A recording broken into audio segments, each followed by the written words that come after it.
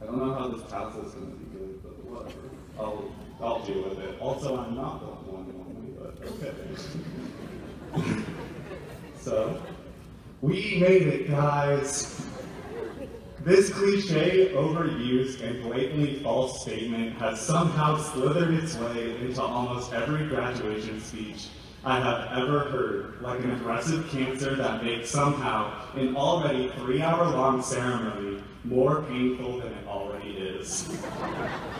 Sorry to douse the already dwindling flame of enthusiasm that has been smothered by crippling anxiety over the unknown and soon approaching college debt, but we did not make it. This phrase implies that we are done, that we have no more to do, and that our job here is finished. But that couldn't be any more far from the truth. Look at the news. Look at the world around us.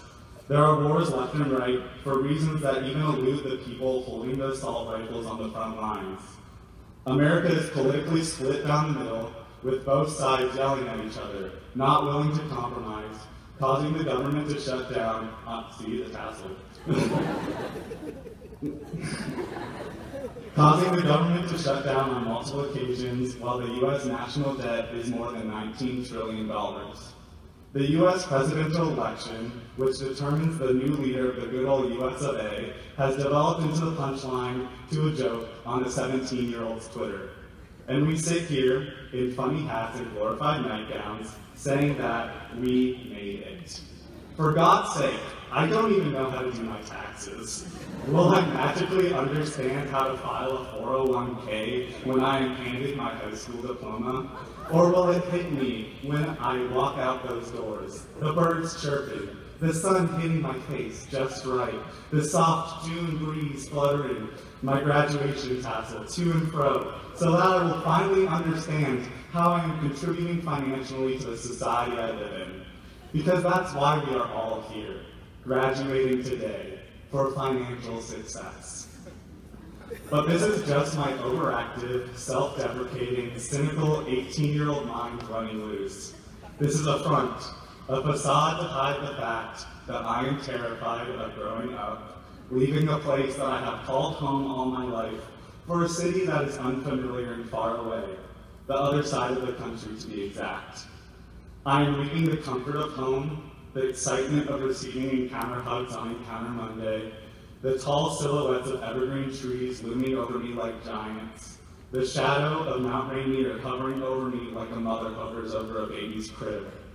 I am leaving all of this for a bustling city of more than 8.4 million people that is known for its fast-paced nature and its cutthroat civilians.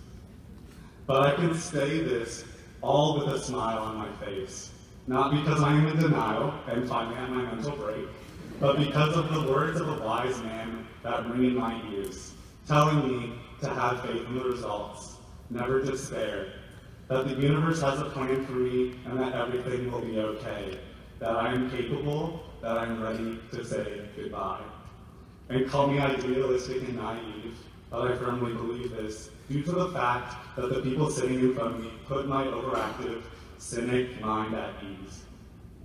To elaborate on this, I'm going to tell a story that I believe says a lot about this class. Last August, I was in New York City looking at schools. It was all nice and good seeing my soon-to-be home for the next 4 years.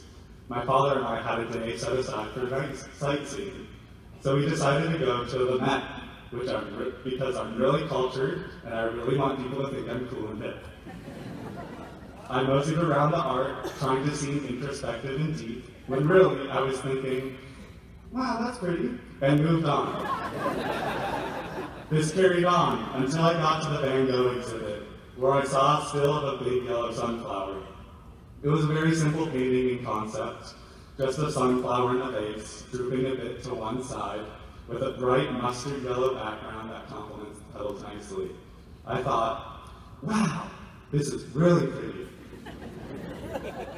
After I walked away from the painting, a thought came to my mind. And no, it was not about how pretty the art was. It was about Van Gogh, the artist himself. I recalled reading somewhere that Van Gogh was not the most emotionally stable human, to say the least.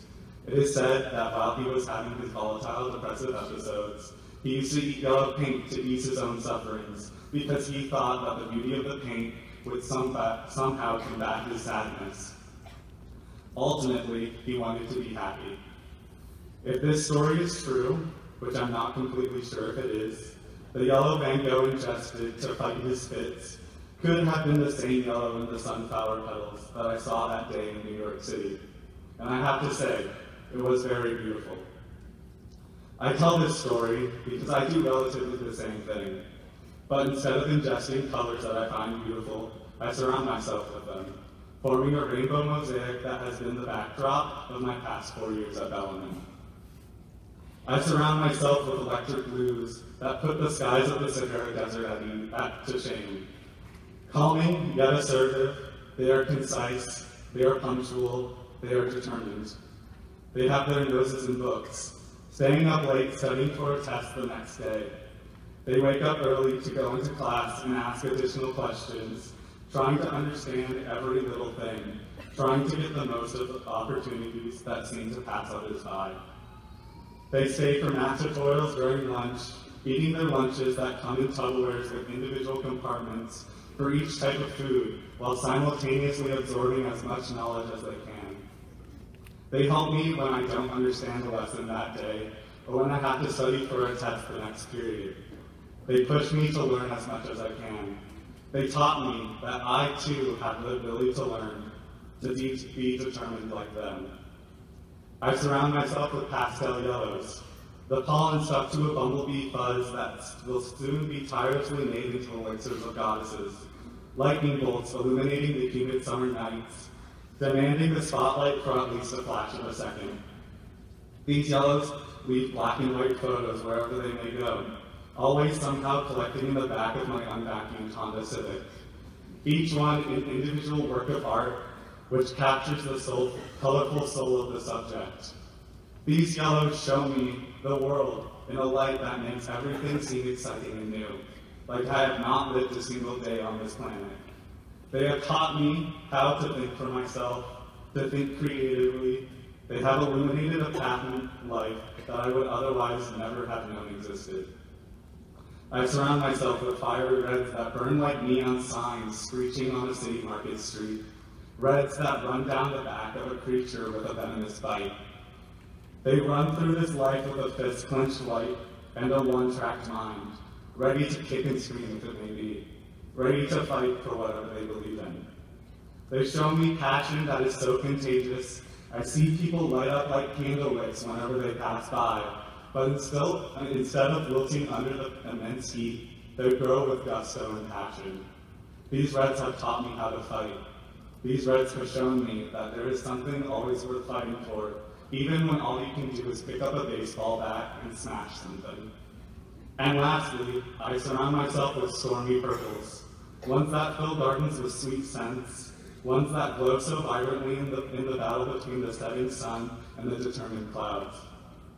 They are the purple backlights on a stage in a concert venue up in Seattle, illuminating, supporting whoever is living on the stage. These purples, always present, always standing guard, always loyal, like a knight ready to defend at a moment's notice. These purples have taught me how to listen, how to be present, and how to be there for a person that needs it most. All of these colors coincide to create something more than themselves. They create an image that invokes memories of peace and innocence, a creaky, worn-down swing set at a local elementary school. They invoke memories of love and compassion, dozens of burning candles in a makeshift chapel, showing everyone in the light of their collective flame how important it is to love with an open heart and selfless mind.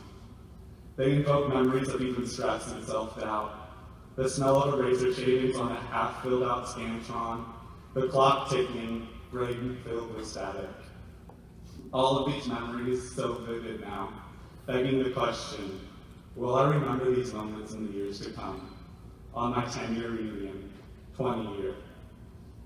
To that I say, it does not matter. What matters is that I am changed because of them. I am better because of the journey I have taken. I am better for the past 4 years on top of the hill. I am better for the nights I have felt like it was all too much for me. I am better for the many failing grades on quizzes and tests, the essays I spent the night before doing, the mornings when I would wake up at 4 just to cram in one more chapter. But most importantly, I am better because of the teachers that pushed me. Lost my place. That believed in me, the ones that told me I could do better, the ones that showed me I could be better. I'm better because of the people, the friends I've met along the way, the ones that made something as daunting as high school actually tolerable, and dare I say, beautiful. The ones that would laugh with me, and yes, at me as well. The ones that believed in me when I failed to do so. The ones sitting in front of me today. The ones for which I am forever grateful. To paraphrase a quote from a wise cartoon bear who loves honey and has many, many friends he cares about, how lucky we all are to have something that makes saying goodbye so hard. Thank you for your time and the past 4 years.